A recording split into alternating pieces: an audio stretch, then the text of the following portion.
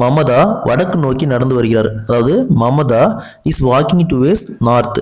அதாவது எப்பவுமே டைரக்ஷன்ல இது வடக்கு, இது தெற்கு, இது கிழக்கு, இது மேற்கு. சென்டர் பாயிண்ட்ல வச்சுக்கணும். இந்த சென்டர் பாயிண்ட்ல வச்சுக்கணும்.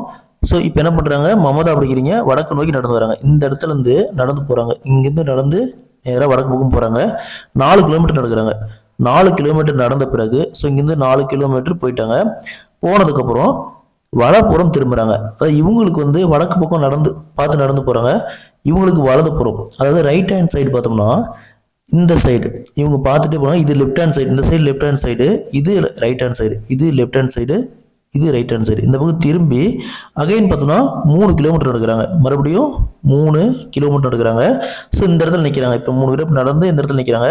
அப்போ என்ன கேட்குறாங்கன்னா, ஸ்டார்டிங் பாயிண்ட்லேருந்து இங்கே இருக்கிற டிஸ்டன்ஸு ப்ளஸ் எந்த திசையில் இருக்கிறாங்க, இங்கேருந்து எந்த திசையில் இருக்கிறாங்க கேட்குறாங்க. ஸோ திசை பாருங்கள், வடகிழக்கு திசை, வட கிழக்கு, அதாவது நார்த்து ஈஸ்ட்டு. அடுத்து டிஸ்டன்ஸ் எத்தனை கிலோமீட்டர் தூரத்தில் இருக்கிறாங்க கண்டுபிடிக்கணும்.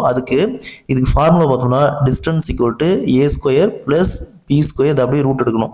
ஸோ ஏ அப்படிங்கிறது first 4 square 16 plus next B square அப்படிங்கிறது 3 ஸ்கொயர் 9 ரூட்டு.